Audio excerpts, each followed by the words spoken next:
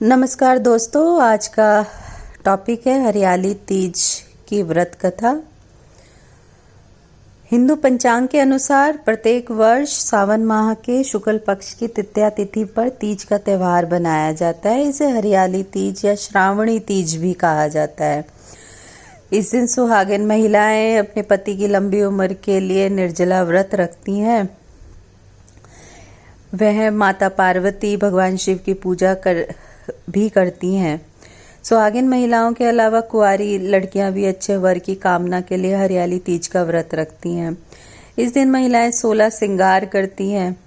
हरियाली तीज पर हरे रंग का महत्व होने की वजह से महिलाएं इस दिन हरी साड़ी, हरी कांच की चूड़ियां भी जरूर पहनती हैं।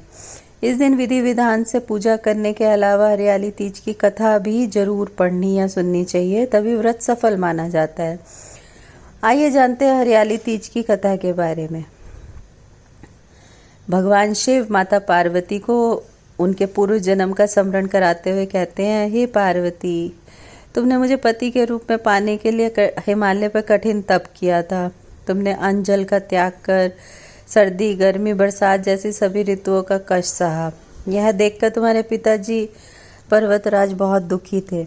एक दिन नारद मुनि तुम्हारे घर पधारे और उन्होंने तुम्हारे पिता से कहा, मैं विष्णु जी को भेजने पर आया हूँ। विष्णु जी आपकी कन्या की तपस्या से प्रसन्न हुए हैं, उनके साथ विवाह करना चाहते हैं। नारद मुनि की बात सुनकर पर्वतराज अत्यंत प्रसन्न हुए और उन्होंने नारद जी से कहा कि वे इस प्रस्ताव को स्वीकार करते हैं और अपनी पुत्री पार्वती का विवाह भगवान विष्णु के साथ करने के लिए तैयार हो गए। यह सुनते ही नारद मुनि भगवान विष्णु के पास पहुंचे और उन्हें सूचित किया। आगे शिव जी माता पार्वती से कहते हैं, लेकिन तुम्हारे पिता ने जब यह खबर तुम्हें सुनाई तो तुम्हें अत्यंत दुख हुआ, क्योंकि तुम मन से मुझे ही पति के रूप में स्वीकार कर चुकी थी।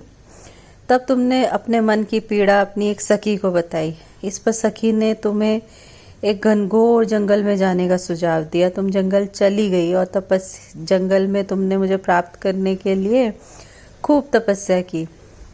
जब तुम्हारे लुप्त होने की बात पिता पर्वतराज को पता चली तो वे अत्यंत दुखी और चिंतित हुए। वे सोचने लगे कि यदि इस बीच विष्णु जी बारात लेकर आ गए तब क्या होगा। शिव जी माता पार्वती से आगे कहते हैं, तुम्हारे पिता पर्वतराज ने तुम्हारी खोज में धरती पाताल एक कर दिया है, लेकिन तुम उन्हें ना मिली, क्योंकि तुम एक गुफा में रेत के से शिवलिंग बनाकर मेरी आराधना करने में लीन थी।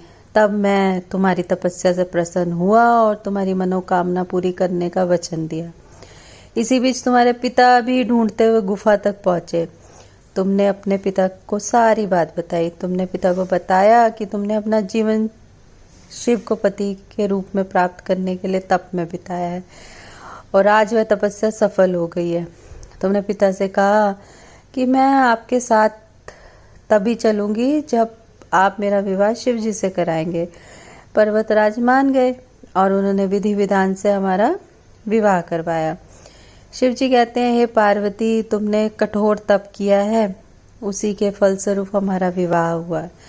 इसलिए जो स्त्री इस व्रत को निष्ठापूर्वक करती है उसे मैं मन वांछित फल देता हूँ। इस व्रत को करने वाली हर स्त्री को तुम जैसी अचल सुहाग की प्राप्ति हो।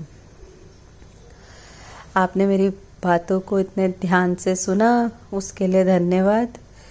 फिर आती हूँ एक नई टॉपिक के साथ, तब तक के लिए नमस्कार।